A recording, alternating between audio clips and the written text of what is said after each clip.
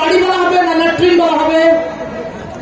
যে বাড়িতে শুধু বাথরুম আছে, বেডরুম নাই, এই বাড়িতে আপনি বাড়ি বলবেন না ল্যাট্রিন বলবেন? ঠিক যে ব্যক্তি নিজের জীবনকে শুধু পয়সা কামানোর একটা মেশিন মনে করে, আল্লাহ তাআলার গোলামীর সাথে যার কোনো সম্পর্ক নাই, এই জীবন আল্লাহ তাআলার কাছে ল্যাট্রিন হিসাবে গণ্য, জীবন হিসাবে গণ্য নয়। মোহতারাম হাজিরিন, মূল উদ্দেশ্য থেকে কোনো বস্তু যদি বিচ্যুত হয়, তাহলে ওই বস্তুর পরিচয় চেঞ্জ হয়ে যায়। ওই বস্তু কখনোই আর মূল্যায়িত হয় না, গ্রহণযোগ্যতা ধরে রাখতে পারে না। মোহতারাম হাজিরিন, বাদাম চিনেন আপনারা? বাদাম যখন আপনি বাজারে কিনতে যাবেন, তো বাদামের সাথে দানা থাকে আর দানার উপরে খোসা থাকে। এই খোসাটা যতক্ষণ দানার সাথে থাকবে, ততক্ষণ এই খোসাও বাদামের মতো, দানার মতো 200 টাকা কেজি বিক্রি হয়ে যাবে। ঠিক কিনা বলে? যখন বাড়িতে এনে আপনি খোসাটাকে আলাদা করবেন, দানাটা বাদামের খোসা থেকে বেরিয়ে যাবে। এবারে খোসার দাম কত টাকা কেজি বলেন? কোন দাম আছে? কোন মূল্য আছে? ফ্রি দিলে দিবেন আপনি? কখনো দিবেন না। তো ঠিক বাদামের মূল উদ্দেশ্য বলেন খোসা না দানা? বাদামের মূল উদ্দেশ্য দানা না খোসা? কিভাবে বুঝবেন? এই যে যত রাস্তা ফুটপাতে বাদাম বিক্রেতা আছে, কেউ কখনো খোসা নিয়ে বসে থাকে না, সবাই দানাওয়ালা বাদাম নিয়ে বসে থাকে। ঠিক কিনা বলে? তাহলে আমি আপনার কাছে প্রশ্ন করি, যদি কোনো ফুটপাতে ভ্যানালা শুধু খোসা নিয়ে বসে থাকে, সকাল থেকে সন্ধ্যা, এই সপ্তাহ থেকে ওই সপ্তাহ, একটি খরিদ্দার তার দোকানে যাবে? যাবে না। কেন যাবে না? তার কারণ হচ্ছে বাদামের মূল উদ্দেশ্য হচ্ছে দানা।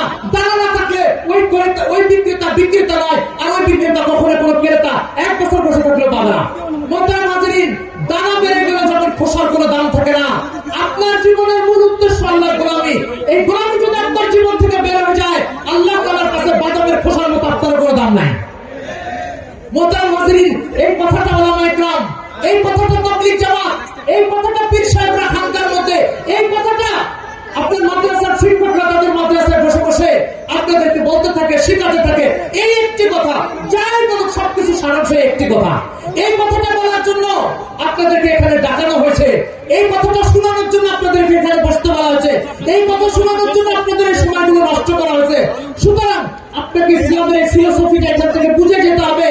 বাদামের ভিতর থেকে দানা বের হলে খোসার যেমন কোনো মূল্য থাকে না, আল্লাহর গোলামি যদি কোনো জীবন থেকে বেরিয়ে যায়, তাহলে ওই জীবনের কোনো মূল্য থাকে না। ঠিক কিনা বলেন?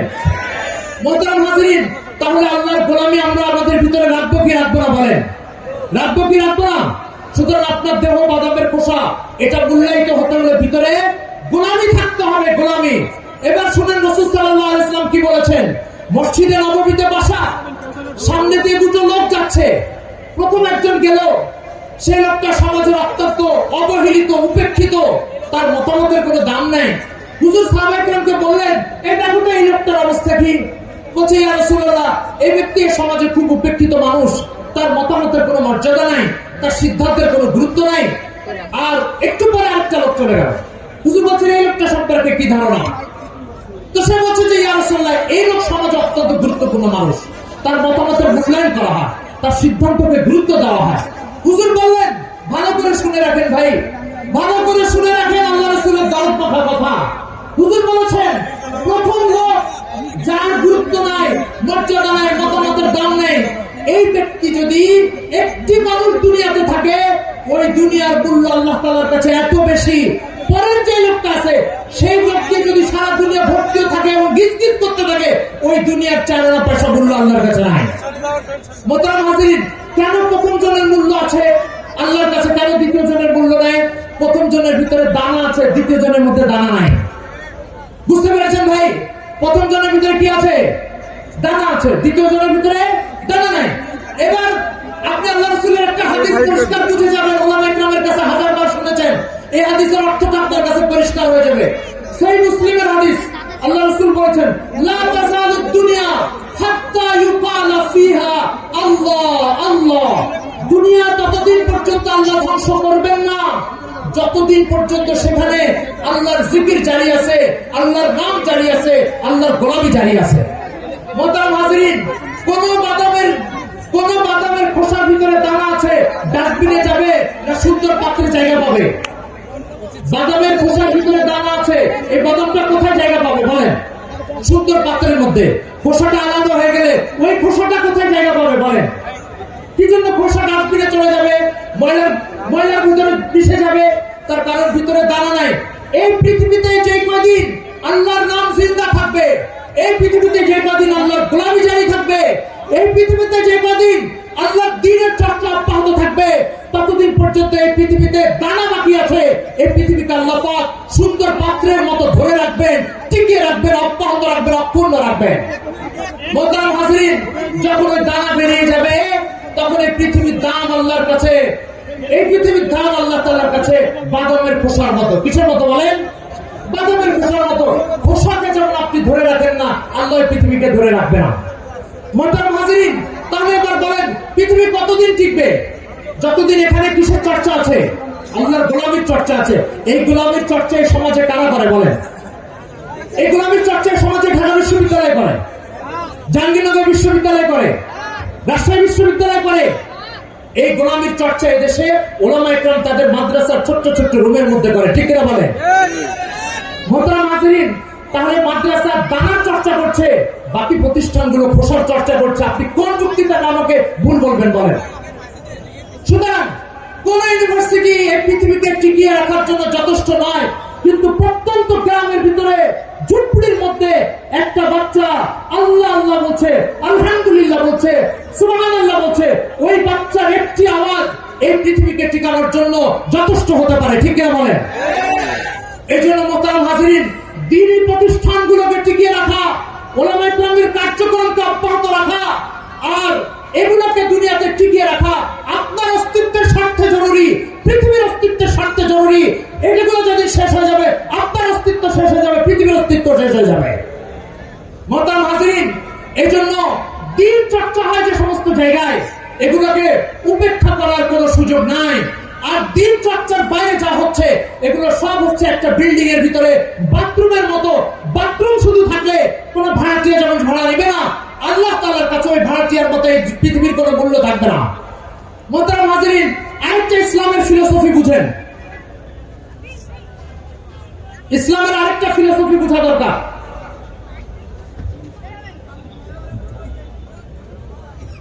মোহতারাম হাজিরিন, ইসলামের আরেকটা ফিলোসফি বোঝা দরকার।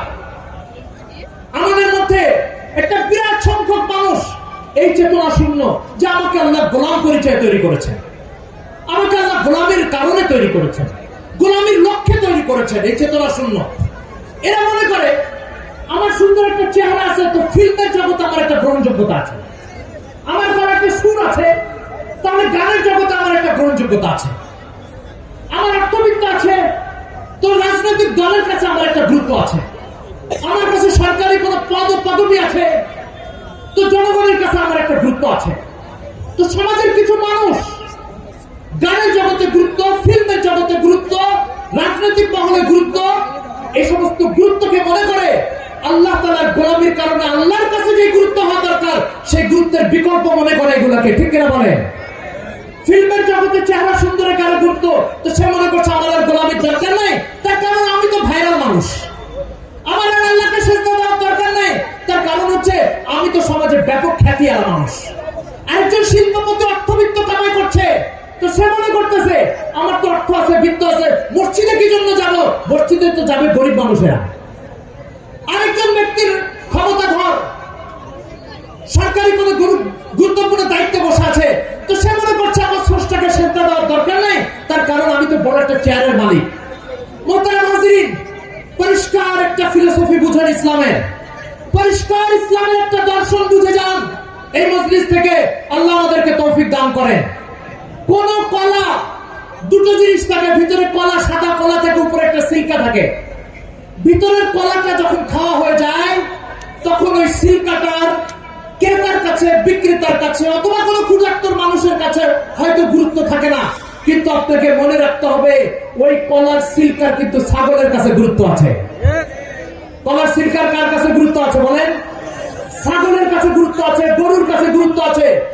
কিন্তু ওই সিল্কার যখন কলাটা ভিতর থেকে বের হয়ে সিল্কা আলাদা হয়ে যায়, তখন ছাগলের কাছে গুরুত্ব আছে। কিন্তু কোন ক্ষুধার্ত মানুষের কাছে, কোন ক্রেতার কাছে, কোন ব্যবসায়ীর কাছে কলার গুরুত্ব আছে।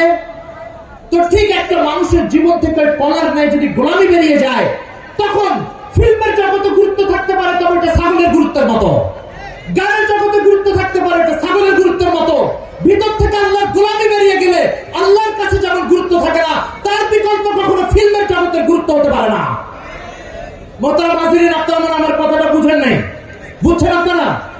কলার সিল্কার গুরুত্ব ছাগলের কাছে আছে না নাই?